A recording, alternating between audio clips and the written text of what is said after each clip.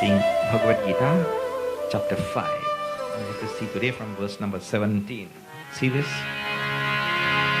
Those of you who are listening at home also can take out your Gita, turn to chapter 5, verse number 17. I'll repeat the lines. I'll say the lines, you please repeat them. Tad buddhayastadaatmanah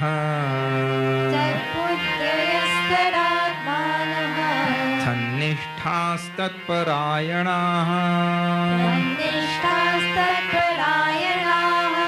Gacchantya punaravrittim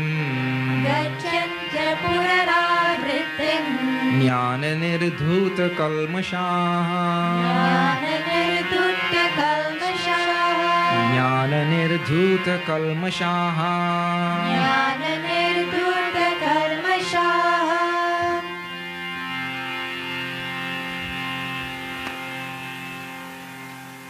Gachanti. Gachanti means the person goes. He reaches, he attains.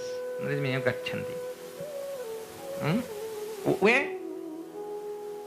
Apunaravritti. Apunaravritti means he goes to a state, he reaches a state from whence there is no return to this world. Because remember, any return to this world is characterized by sorrow only. The fellow, when he's born, he cries. What a very symbolic thing, isn't it? He cries, signaling that he did not want to come here. But what to do?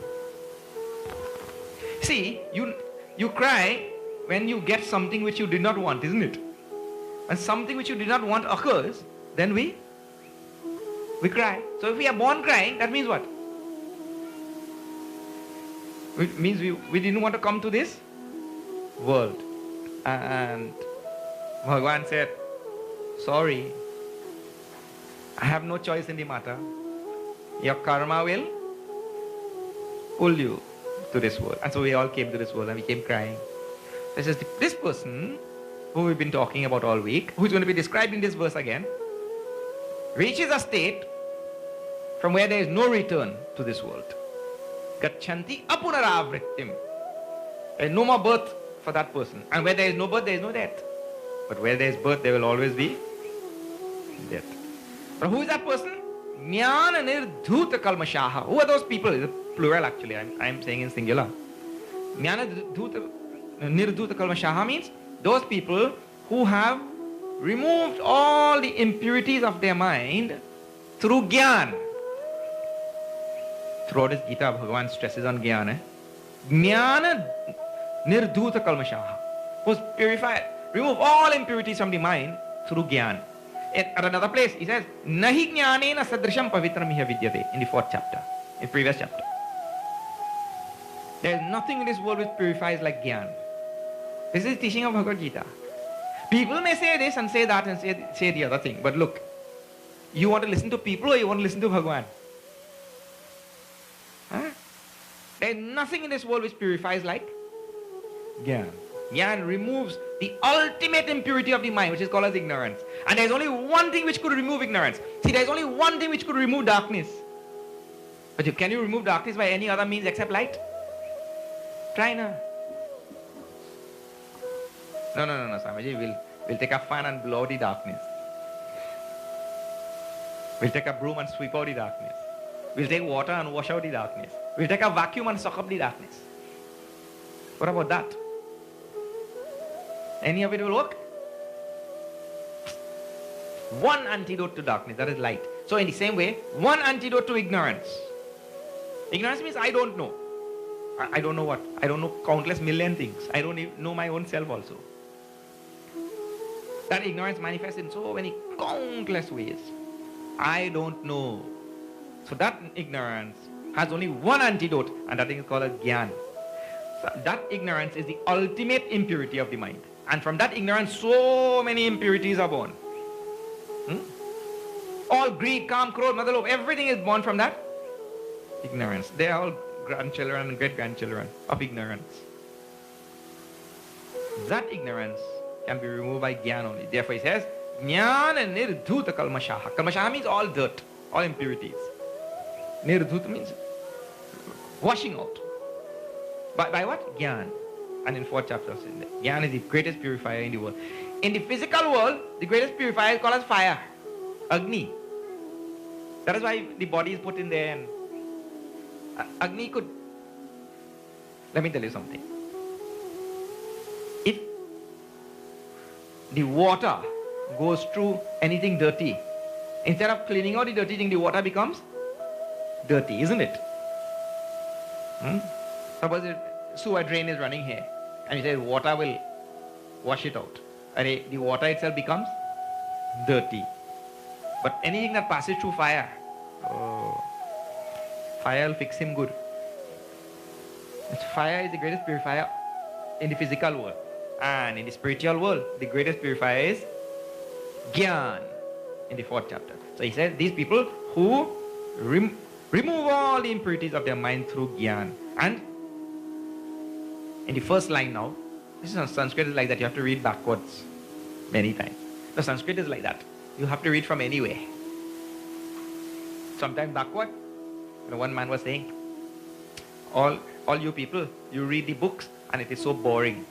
Because it causes so many types of tension in the mind. When I'm reading the beginning, I'm always anxious to know how the book will end.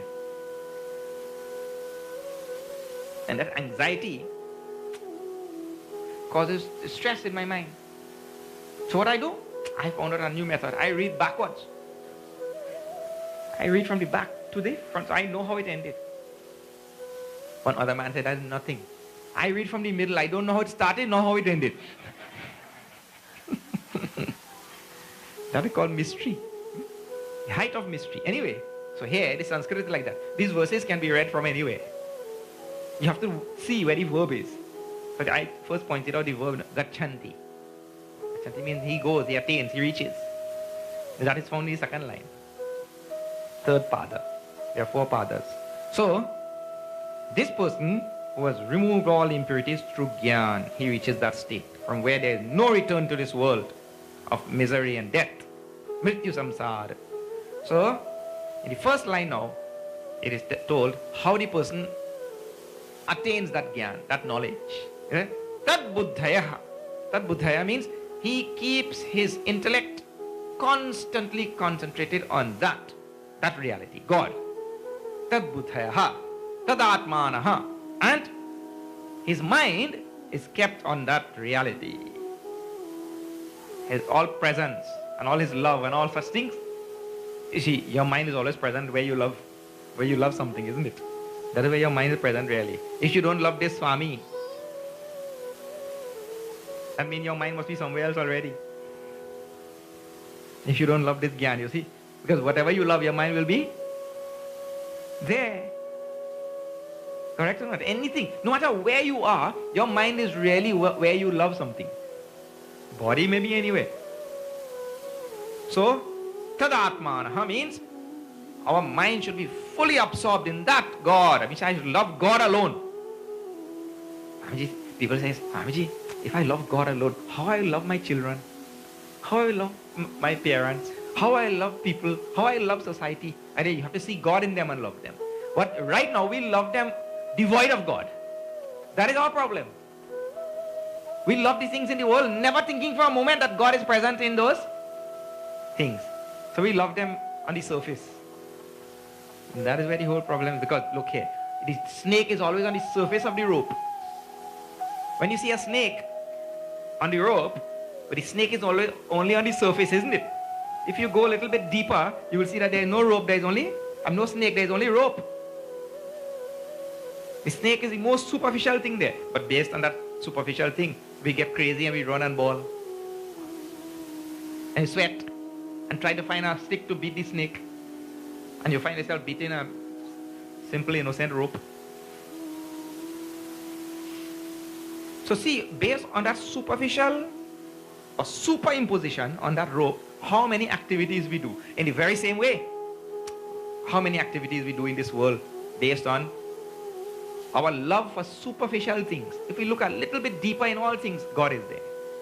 But on the superficial level, we love those things, and we go on doing so many things. We love so many things in this world. We go running crazy. And people out of love these days, what they do? Oh, Bapre. Out of love means misplaced love and confused love and affection. People do all sorts of things. I keep telling people in this world, anytime you find yourself obese, anytime anybody finds themselves, I know, I just heard the minister say last week on television, Minister of Health. I don't know how many of you heard. 50% of Trinidadians are obese. Did you hear him say that? 50. Anybody who finds themselves obese, blame your parents. I'm telling truth. Blame the parents. Out of misplaced love and affection, the parents go on, beta, khao na, eat na, eat, drink, take this, take. Anybody. That start, you don't get obese. Once you cross 18 or 20, and you didn't do that while you were a child, you'll never get obese. That starts from childhood. And it's all the parents to blame. Go on eating. So that's called misplaced love and affection. The person doesn't know what is real love. And at the superficial level, the person loved this child so much. And the emotional faculty takes over the intellectual faculty. And so here, that emotional faculty should be turned towards God. Tadatmanaha. Tad buddhaya, intellectual faculty, turn towards that, God. Tadatmanaha, the emotional faculty, the heart, turn towards that. Tannishtha. Be resolute and firm in that. Rooted in that. Tatparayanaha. Hold that to be supreme. There is nothing in this world which is supreme. Otherwise we come in this world and we get lost, swept away by the tide of worldliness. This thing is supreme, that thing is supreme, and we run after so many things and we sacrifice God in the bargain.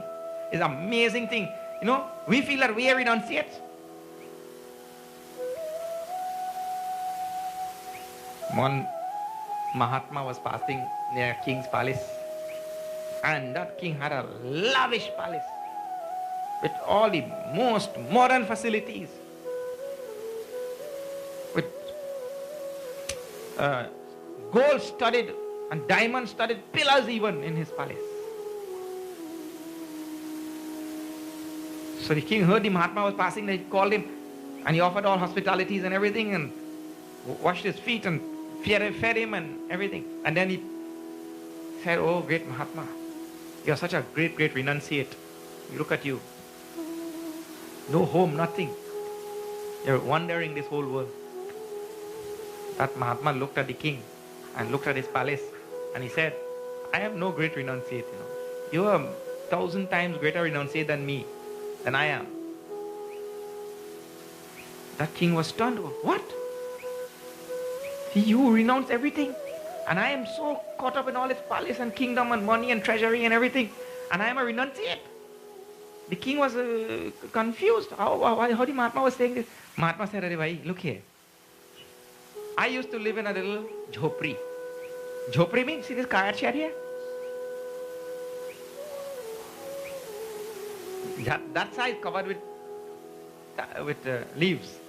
Jhopri. I used to live in a little jhopri, and I renounced that. What big renunciation is there?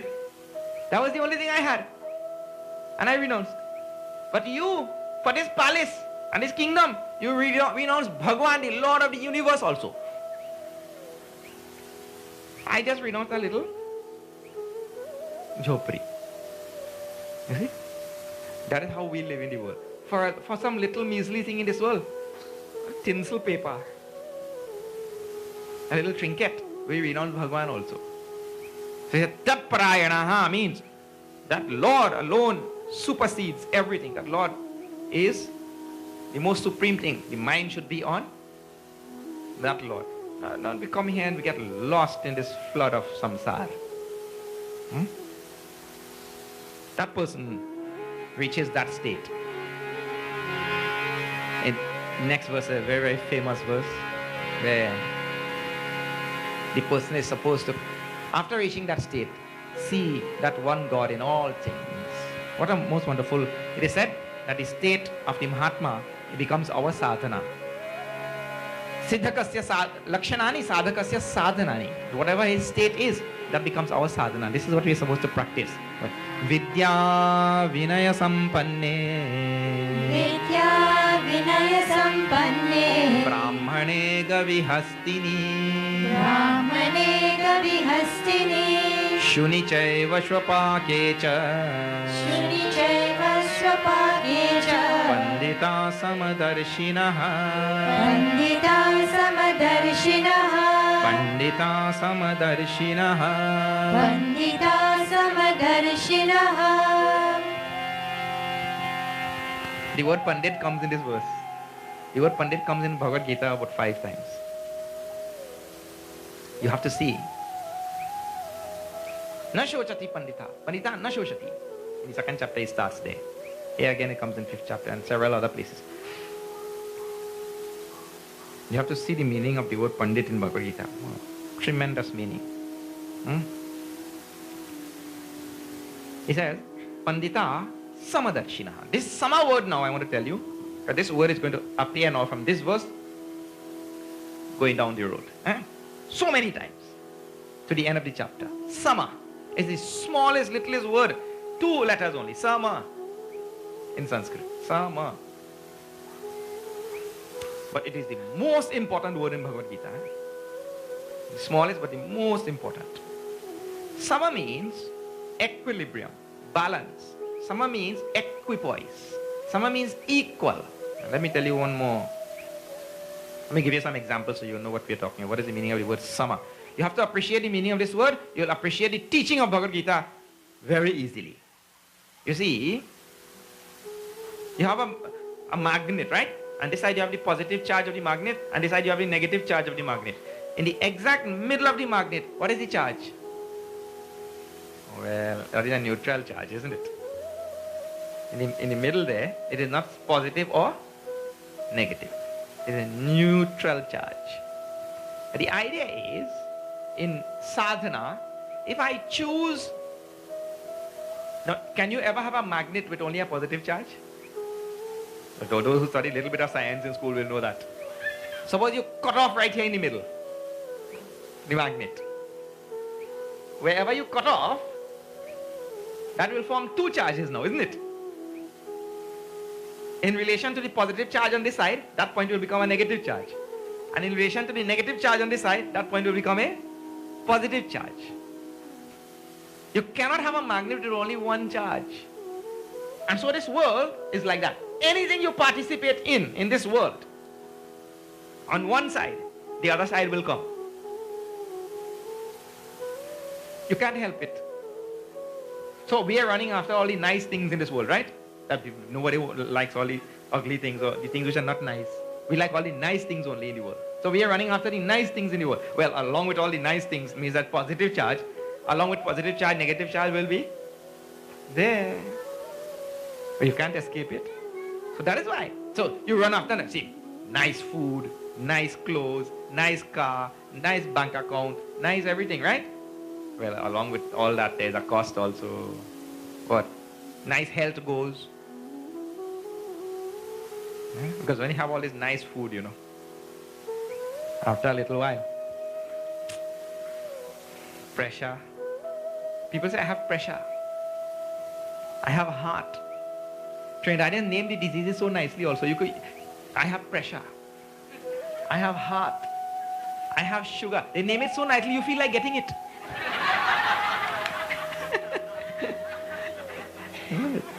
Only we name those diseases so nicely, I tell you. Nowhere else in the world I hear this thing. So, all the positive things also come attended with all their negative things. Like, for example, you like nice car, right? But you don't want to drive a car that costs 100,000. You want to drive a car that costs 500,000 or $1 million. With a nice car. So that comes attended with its cost and everything or not. Means how much more you have to work to get that car. Second thing, how much more you have to pay insurance for that car. How much more you have to, when do you have to go to service? Hey, look, one man was telling me, Swamiji, I took my car to service. The thing cost $13,000. $13,000 to service, right? I went to Tobago and bought a Jeep for $2,500 and drive it home. I could have buy about 5 Jeep, isn't it?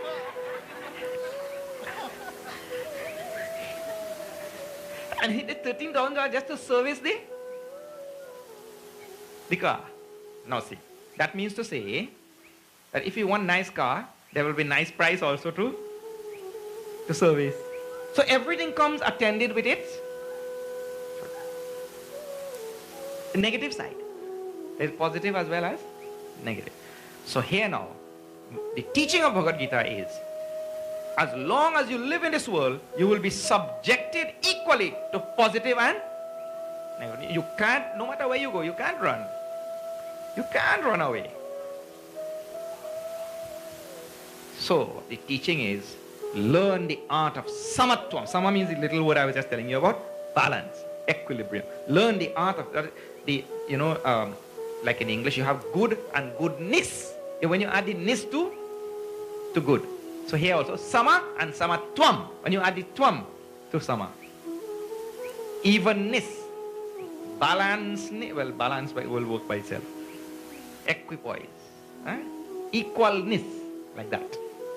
Samatvam is, and the Lord praises this samatvam throughout Gita from beginning to end. Such a small little word. So here he says, the first mark of Pandit is what? Samatvam. A Pandit is one who is balanced. He doesn't get disturbed by this thing or that thing. One lady, she was not at home, and the husband saw her lottery ticket. Lottery ticket was on the table, and the television came on with the lottery draw. And he watched the ticket, and he watched the television, and he saw she won the first prize. $10 million. But he realized that she was suffering from a heart condition. She had heart.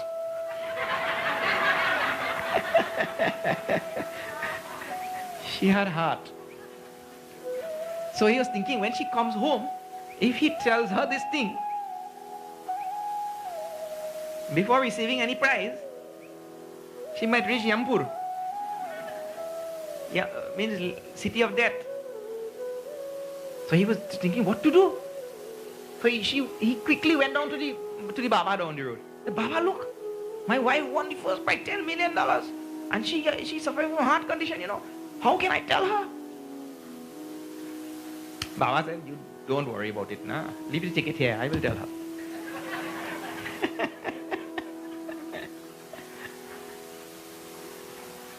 When she comes home, just send her here. So when she reached home, he said, you go quickly, then Baba wants to see you. So she went. The Baba said, look here. I am asking you a hypothetical question. Not a real question. I am just asking you a hypothetical question. Suppose you win the lottery for $10 million. What you will do? He said, 10 million? Baba, I will give half to you. The Baba fall down.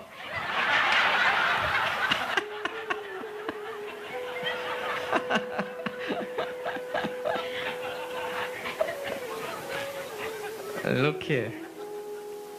Sama means you win 10 million or you lose 10 million, you don't lose your balance. It means you remain same. People say, Swamiji, but that is a kind of boring life.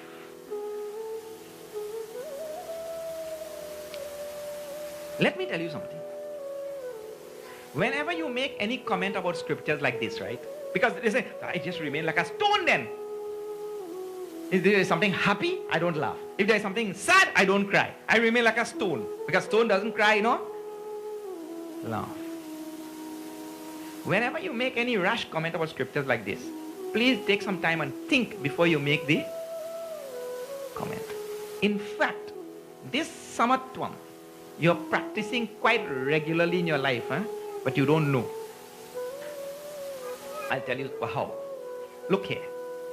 See, you are in the middle and there's positive and there's negative, right? So we are saying you remain right there. Don't find yourself on one side.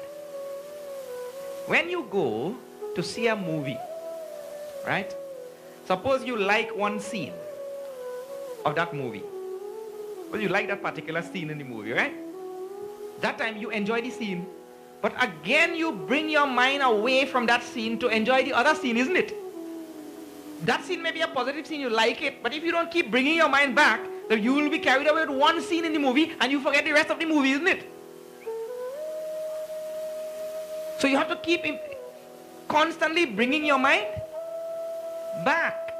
Suppose it's a sad scene also. If you don't bring your mind away from the sad scene to come back to the middle, again you will not enjoy the other scenes, and therefore you will be a one scene movie viewer.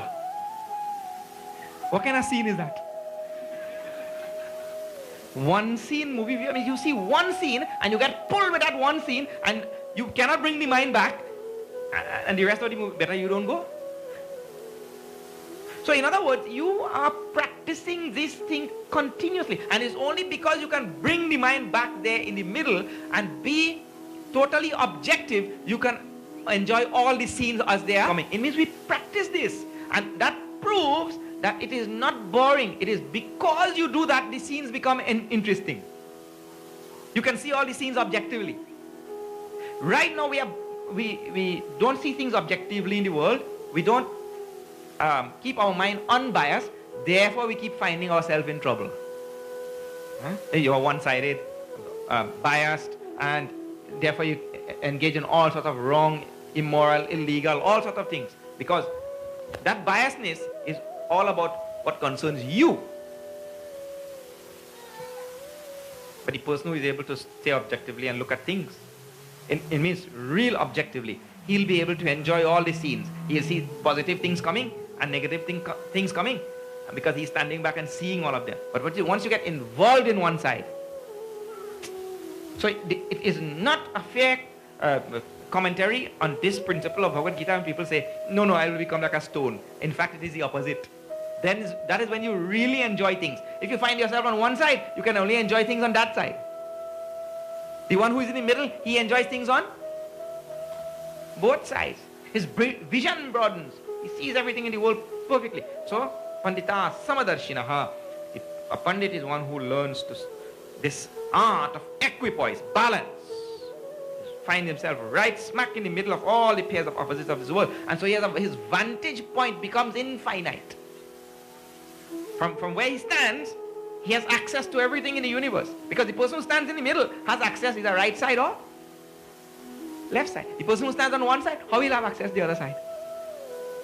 If you are sitting on the boundary, one foot on this side of the land and one foot on that side of the land, but you have access to both sides. So Pandita Samadarshinaha. And then the rest of the verse now, examples where he is supposed to see that one reality existing in all things in the world. He is called as Pandit. He sees the one reality existing equally in all things, whether that thing is something which you hold to be lofty and elevated, or whether that thing is something which you hold to be despicable. One reality existing in all of them. He is called Pandit. Vidya Vinaya Sampanne Brahmane. In a learned Brahmana. That's two words saying the same thing. Learned Brahmana. In a Gavi, in a cow. In a learned Brahmana, in a cow. Hastini, in an elephant. Shuni, cha eva, in a dog. Shopakecha, in a dog eater. One who eats dog. To see the one reality existing in all of them. To see the one reality existing in all of these things. That person is called Pandit. Pandita Samadarshinaha. He sees one pure reality. And then, now tell me, where is there, in this verse, in the teaching of Bhagavad Gita, where is there room for discrimination? Tell. Means the person who discriminates on any basis, that person has to be ignorant, isn't it? The ignorance is the root of that discrimination. He has to be ignorant. For such a person who is able to see this one reality existing equally in all things, even the most despicable, what you consider to be despicable, or what you consider to be elevated, I mean, that is your own worldly, materialistic opinion. But since there is one reality existing equally in all of them, nothing in the world is despicable, nor is anything elevated. All things are containing that. Now see, don't misinterpret those type of teachings of Bhagavad Gita. You cannot say, this is a very often asked question. Please listen to this. We are saying, the knowledge given in Bhagavad Gita here says, that is the one reality existing in all things. So nothing in the world is despicable, nor is anything elevated. Because all things contain the same one reality, right? So people say, Swamiji, oh, so you mean that stinky, nasty sewer drain there, I could go and take a bath there? Because the water in the bathroom and the water there, none is despicable and none is elevated, you know. So I could take a dive in the sewer drain there? Well, if you didn't understand the principle of Bhagavad Gita or the scriptures, I mean, if it was not taught to you properly, then you might be inclined to do that. And then we say, okay, welcome. Go and take a dive, if that is your interpretation. You see, scriptures have to be taught fully. So when this type of question arises, let me tell you about two very important words in Sanskrit. One word is called as sambandha, that means relationship. And the other word is called as vyavahar, that means interaction. Interaction, right? Sambandha, relationship, and interaction. Now let me tell you this thing. This example. Suppose you go to the zoo. When you go, make sure you buy 2 tickets. One to get in and one to get out. Suppose you go to the zoo. And there is a lion in one cage. And there is a panda bear in another cage. Now, where do people usually go first? Most people go to see the king of the jungle, isn't it? Even from outside, when you hear the roar, people go to see the lion, right? So, your love for the lion will be same as your love for the panda bear, or maybe even more, right? But your relationship with all the animals there is one of love. That's why you went there, to see the animals, because you love to see those animals. So that is called a sambandha. Sambandha means that a relationship of love. Sambandha. Our sambandha should be equal with all things in the world. Right? The relationship should be equal. I love all and sundry. But let me ask you one. When you go to the panda bear's cage, you lift up the panda bear and you put him on your shoulder and you pat his back and you say, oh, nice bear. What a sweet, nice, cuddly bear. That is not relationship now. That is interaction. Try that with the lion now.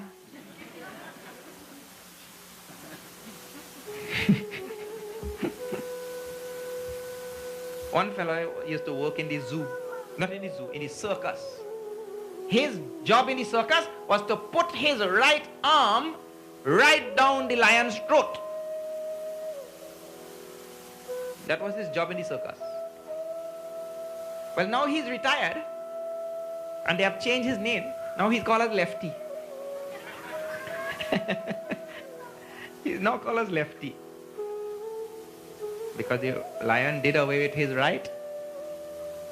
Now see, the same way you could go and hug the panda bear and pat him. Can you do that with the lion? No.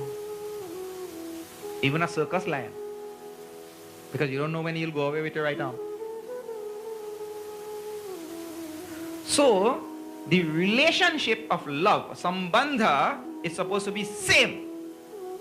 That's where the samatvam comes in. I mean, see God existing in all, same. And so we have love for all beings and all things, same. But your vyavahar or your interaction doesn't have to be the same way. You cannot say, okay, all these mosquitoes, they're giving dengue. But Bhagwan is in the mosquito also. Bhagwan is present in the mosquito also. So I will go there, let me mingle with the mosquitoes a little bit. Because after all, they have Bhagwan in them, No. The vyavahar with the mosquito is stay far. So here, what is required is the proper vision. Look, bhaiya, you have Bhagwan existing in all things. There are many things in the world with which I can interact. Means the vyavahar could be same, but there are many things in the world from which I have to stay away. Vyavahar. So that part of the scripture has to be taught also. When they said that Bhagwan exists equally in all things. So now, if Bhagwan is there in the Ganga Nala also, in the sewer drain, and he's there in the tap water. But that doesn't mean say you go and dive in there. I'm going to mingle with Bhagwan. Don't misinterpret scripture. You see, it tells this, but it tells the other thing also, the same scripture.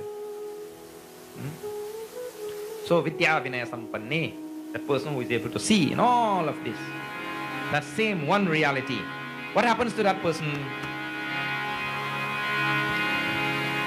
It says again here. That person reaches that supreme state. Ihaiva terjita sargaha. Ihaiva terjita sargaha. Samye yesham samye sthitam manaha. Yesham samye sthitam manaha. Nirdosham hi samam brahma. Nirdosham hi samam brahma. Tasmad brahmani te sthitaha. Tasmad brahmani te sthitaha. Tasmad brahmani te sthitaha. Tasmad brahmani te sthitaha. Iha eva, Iha eva means in this lifetime itself, here itself, while living in this body itself, Taihi jita sargaha, that person conquers birth and death. Who? The same Pandita was described. He conquers birth and death. Jita sargaha means he conquers birth and death. Sarga means the coming and going. Sarga. Coming and going. That person conquers jitaha. Yesham samyas. Which person? The person who just now is able to see one reality existing equally in all things. And based on that vision, he is able to remain balanced in a state of equipoise and equilibrium. That person conquers birth and death right here, right now in this lifetime. This is where Bhagavan Shankaracharya gets, and here and in the Upanishads and all, that idea of what is called as Jivan Mukta. What is the word? Jivan Mukta. When the person becomes liberated right here while living itself. And in the scriptures it's very clear, in the writings of all the saints and sages also very clear. If you're hoping for any liberation or moksha or mukti after you die, well, that is a wild goose chase. There is no such thing as moksha after you die if you don't achieve it right here. Because how does death qualify you for moksha? How can death qualify you for moksha? Death only qualifies you for birth. But right here, Gyan, which we're talking about, that qualifies the person for moksha. Jnana nirdhuta kalmashaha, who removes all impurities and all ignorance while living. Right here, that person becomes freed from birth and death. It means this time, when the body drops, this last time when the body drops, that person is not getting a body again. He merges with God. That's the meaning of the line. Nirdosham hi samam brahma, tasmad brahmanite sthitaha. That Brahman is without any defects or dosha. That this second line also is very nice. Tasmad, therefore, brahmanite sthitaha. You should become one who is totally lodged in that state of Brahmanhood, without any defect. Nirdosham hi samam brahma. And that is like I tell you. That last line is telling, like this.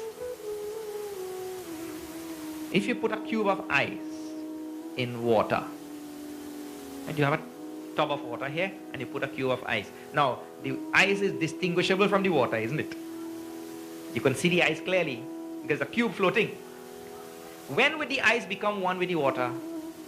It will become one with the water when it melts away, isn't it? After it's melted away, can you retrieve that water? Can you retrieve that water which made up the ice? No. Once it is a cube, you can take him out and put him in another barrel, another bucket or something. But once it has melted, there is automatic merging with the rest of the water. In the very same way, nirdosham hi samam brahma tasmat brahmani te sitat, means you also become just like Brahman. Means Brahman is quiet, Brahman is peaceful, Brahman is balanced, means Brahman is God. Brahman is balanced. So you also become like Brahman. You see, the ice also has to become liquid. When it becomes liquid, here also, we have to become exactly like God. And when that stage has come, we melt away into God. We merge into God. There is no coming back. But we don't do that. We retain our own individuality, our own ego, our own likes and dislikes, our own attachments, all such things. We retain them. We hold them. We are proud of them. In society in which you live, you are taught to be proud of your stupidities. Yes. Or we have the most foolish thing, and the society teaches us, be proud of that. In other words, the society teaches how to keep yourself in bondage life after life after life. Huh?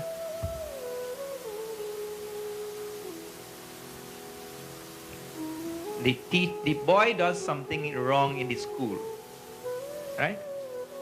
The boy does something wrong in the school, so the teacher disciplines the boy.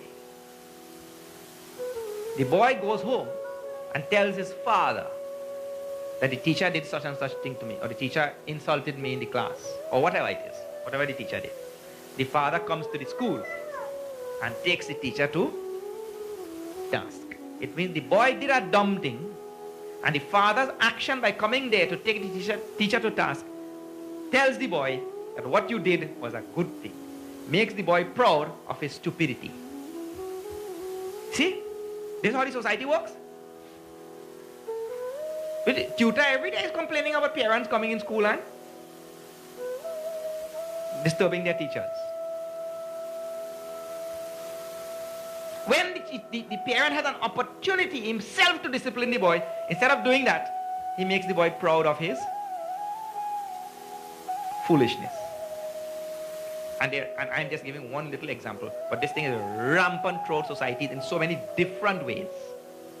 Right? So society does this. That's why Saints, they just say.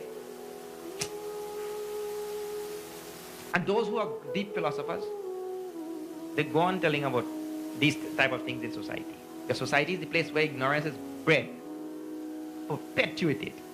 Therefore, you have to be a sadhak who pulls yourself out from that.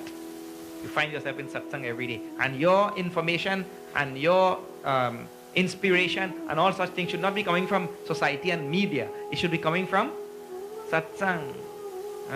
Tulsidas here nicely talks about the satsang. बिन सत्संग विवेक न होई, राम कृपा बिनु सुलभ न सोई।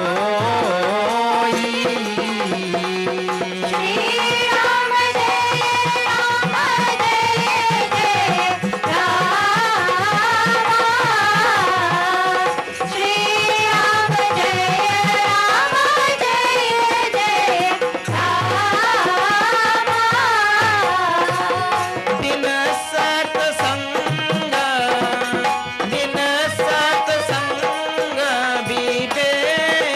न होई,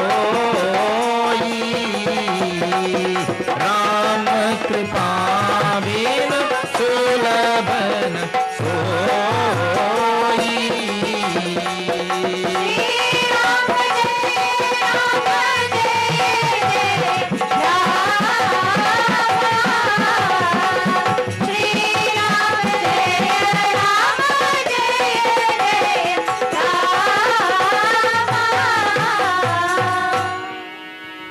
बिन सत्संग विवेक न होई. Simple Trini language, you know what that means? If you don't find yourself in satsang, you will never get sense. That's what it means. That's Trini language. The thing is said so much better in Trinidadian language, isn't it? It means your discriminative faculty will never blossom and flourish unless you find yourself in satsang. In simple Trini language, you will never get sense. So here is where we are supposed to find all our inspiration and direction for life, in satsang, not outside. So we have to become like Brahman, and when we melt away, we merge, the cube of ice gives up its solidness and it takes on the liquid form. Now after that happens, the cube doesn't have to make thereafter any effort to blend with the rest of the water, isn't it?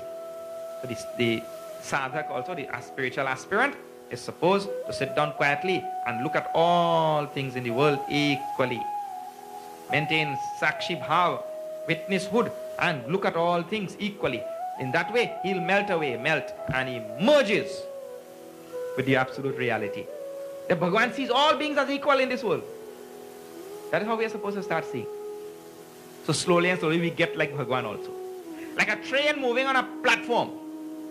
Slowly. Right? Those of you who have traveled on trains and all in India, this is a common sight. But the train is moving.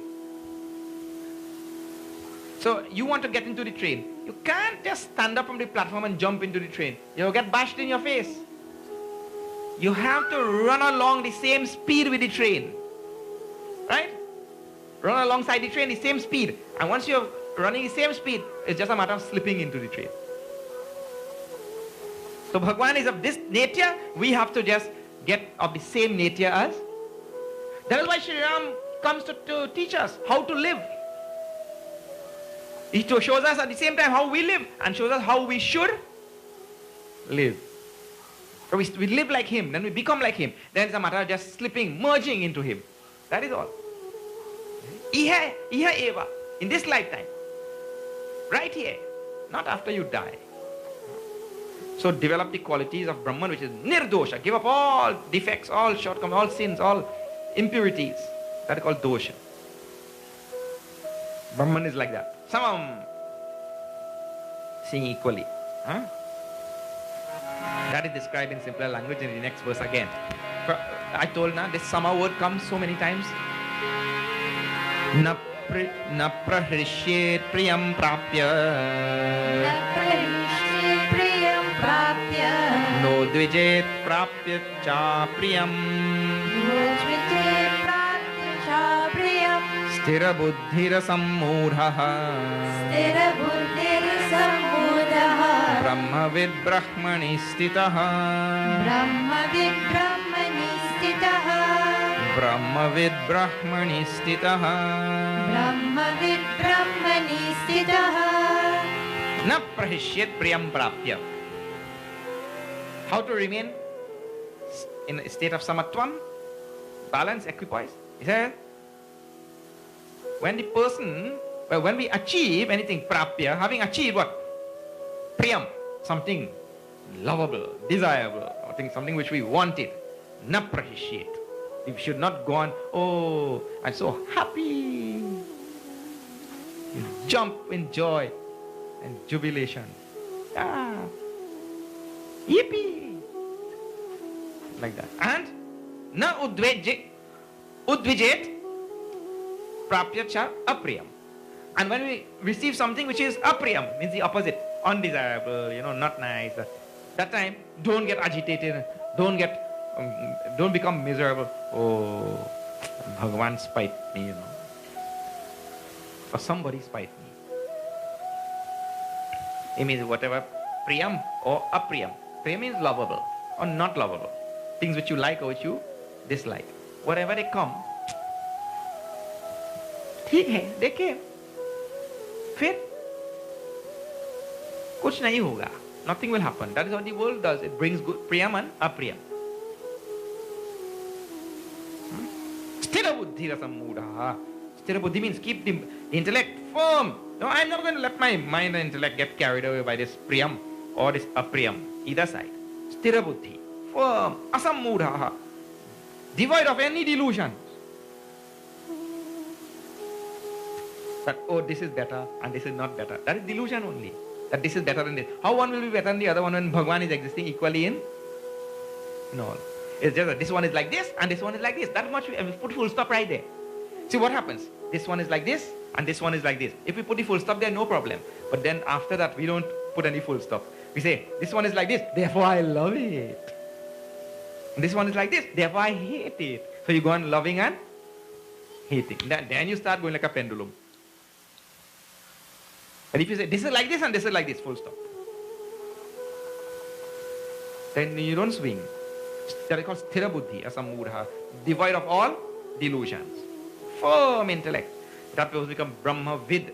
He becomes a knower of the absolute reality. Brahmani stitaha. And he stays, he rests in Brahman. Then, more instructions in the next verse also. Bahya sparsheshva saktatma. Bahya sparsheshva saktatma. Sukhamakshayamash. Bahya sparsheshva saktatma. Bahya sparsheshva saktatma. Vindatyatmani yat sukham. Vindatyatmani yat sukham. Sabrahma yoga yuktatma. Sabrahma yoga yuktatma. Sukhamakshayam Sukhamakshayam ashnute. Sukhamakshayam ashnute. Sukhamakshayam ashnute. Bahya sparsheshu asaktatma. The person who, so this is how we have to, this is where we start. All the external objects of the world, bahya sparsheshu, in them, asakta atma. A mind free from any attachment to any of them. Anything external. And that is including our own ideas and ideologies and likes and dislikes. I'm not attached to any one of them. No outer objects or nothing objectifiable. I'm attached to nothing objectifiable. I just stay as a nice, silent, calm, peaceful witness. Bahya sparsheshu asaktatma vindati atmani yat sukham. That person attains the bliss of the self. The bliss and joy of his own self he attains. Why? Because he has given up. He is like nowadays Mahatma. And we are like the king. We give up Bhagavan also. Here it is telling, give up the world, then you will get Bhagavan. This is, Kabirdaji says, you have to give up your head. That's what he means. He means this. We give up the world. We have to be prepared to give up the whole world for Bhagavan. I tell you, it is so difficult for us to give up a pair of shoes. You see now? See where the goal is and where we are on the journey. Huh? Sentimental value, some ring. Sentiment. One fella took back the ring to the jewelry store and he said, please take back this ring and give me back my money. So they asked what happened. The girl did not like it or what? The girl did not like the ring. He said, no, her parents did not like me.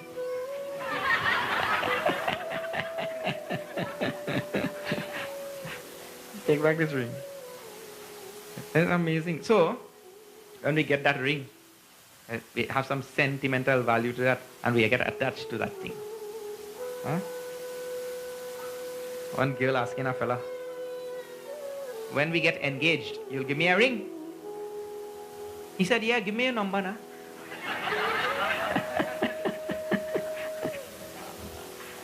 So, bahya sparsheshu, all external objects, detachment from them. That person will get the bliss of the self. That is what he'll get in exchange. Sabrahma yoga yuktatma sukhamakshayam ashnute. He enjoys limitless bliss, unfailing bliss. That person. But the one who is holding on to the world, he'll never get the bliss of that self. That is the idea. Yehi samsparshaja bhogaha. Yehi samsparshaja bhogaha. Dukkhayo naya evate. Dukkhayo Adyantavanta kaunteya Adyantavanta kaunteya Nateshu ramate buddhaha Nateshu ramate buddhaha Nateshu ramate buddhaha. Nateshu ramate buddhaha. This verse tells why you should give up the worldly objects. Somebody might ask the question, oh, give up all these worldly objects, detach from everything in the world, and you'll get the bliss of the self. Oh, but I have a lot of bliss from this world already. I don't need bliss of self, bliss of God. I get a lot of bliss from this world. I eat, drink, and be merry, dance, and sing when I want. I get a lot of bliss. Bhagavan said, no. Even if you're getting bliss right now, be careful. Be careful. Because wherever there is joy, there will be sorrow. Yehi samsparshaja bhogaha. All enjoyment of the world, this is the direct words of the Lord now. All enjoyments of this world, dukkhayonaya evate. They are the very womb of sorrow. It is the enjoyment itself which creates the sorrow. Because, as I just told you, there can't be any positive without negative. So if you invoke the positive, what you are doing thereby? You are also invoking if you invoke joy, invariably, you are invoking sorrow automatically. Anytime you invoke joy. That is an amazing thing, isn't it? You want to, let me tell in Trinidad language, all those who are listening on radio, please don't mind. Because people are abroad, because you will not know what I'm talking about. It's all Trini language. You expect to chuk jep and don't get sting?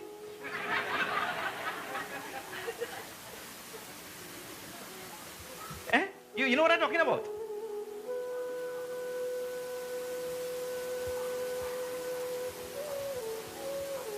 No, Swamiji, I'll cover myself with a nice net and everything and go chuk jep. So I wouldn't get sting. Anyway, look here. For that, the karma that is coming behind, because you disturb the poor creatures, isn't it?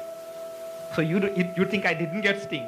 But please remember, one day, the karma that is coming behind, you would not even see the jep. You would not even take a rod in your hand, but you will get, the karma coming. Huh? So, it means to say that the person wants to invoke the positive and not get the negative. It wouldn't happen. It doesn't happen. So he says, the enjoyment of worldly objects is the very womb of sorrow. Because in invoking the enjoyment, you also invoke the pain, the sorrow, misery. That is how the world works. This is the rule of the world. Second thing, Adyantavanta kaunteya. All things in the world have a beginning and an end. Have you seen anything in this world which doesn't have beginning and end? Every single thing has beginning and end.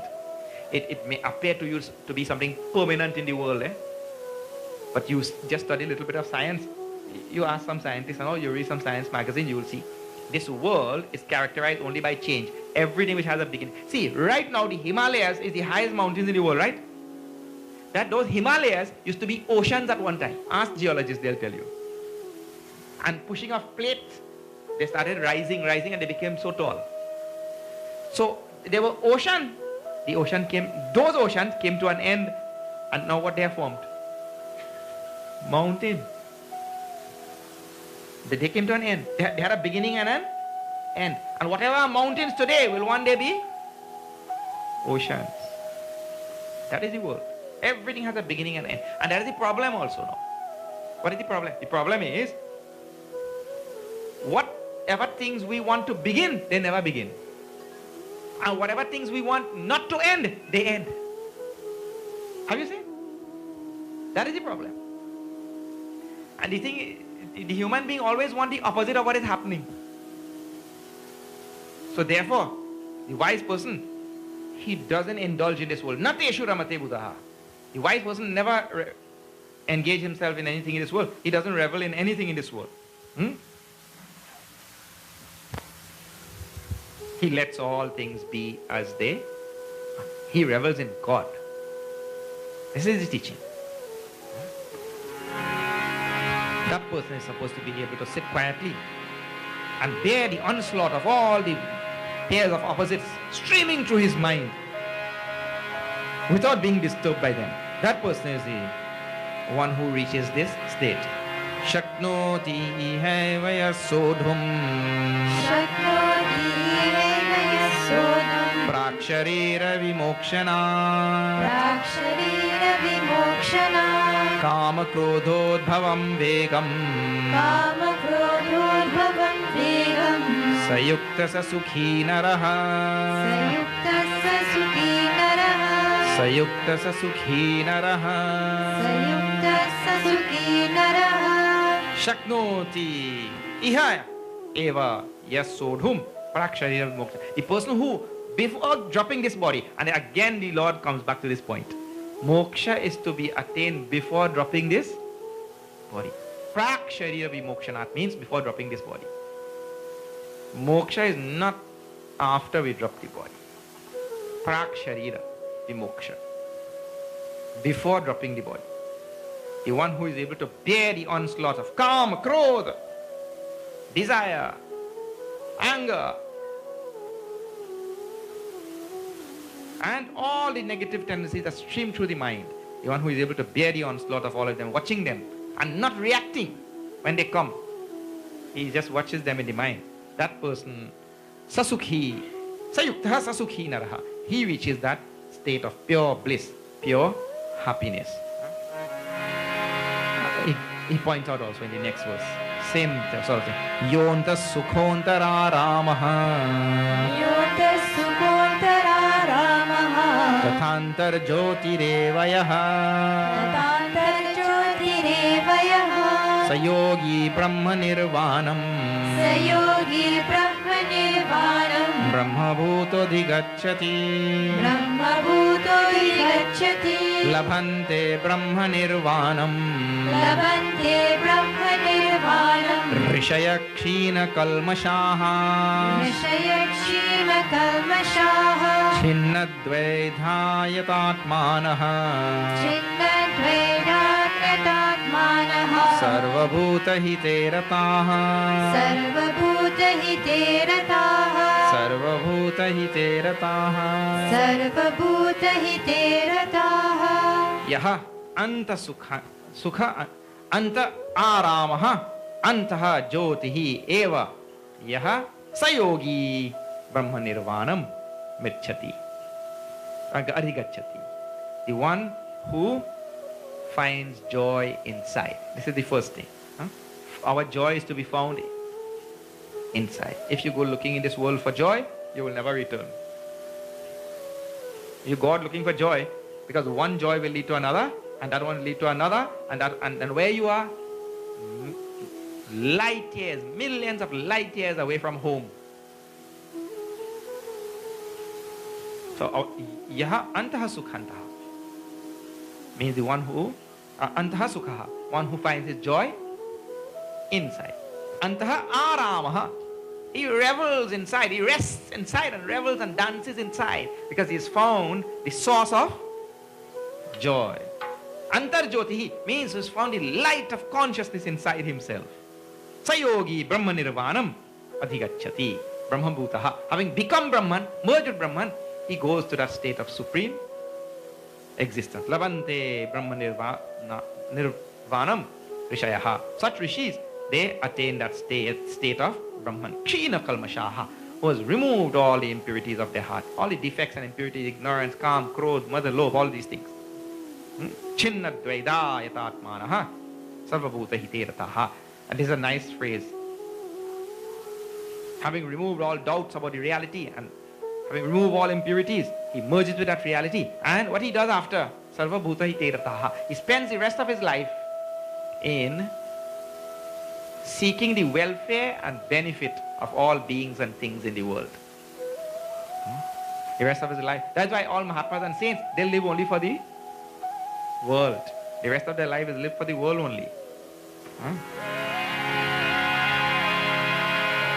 Kama krodha viyuktanam Kama krodha viyuktanam yatinam yata chetasam Yatinam yata chetasam abhito brahma nirvanam Abhito brahma nirvanam vartate viditatmana Vartate viritatmana sparshan kritva bahirbahyan Sparshan kritva bahirbhagyam chakshushchaivantare bhruvoho Chakshushchaivantare bhruvoh pranapanau samau kritva Pranapanau samau kritva nasabhyantarcharinau Nasabhyantaracharino yatendriyamano buddhihi Yatindriyamano buddhihi munirmokshaparayanaha Nirmokshaparayana vigatechhabhaya krodhaha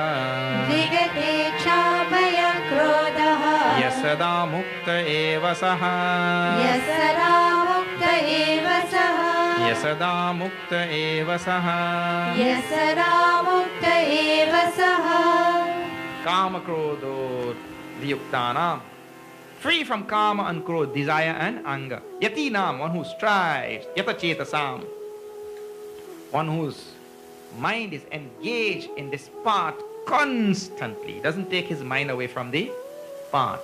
Otherwise, we fall from the path very quickly, you know. That's how you see people will come to satsang one Sunday, two Sunday. I make up my mind. I'm going to satsang every Sunday now. And I have my umbrella also.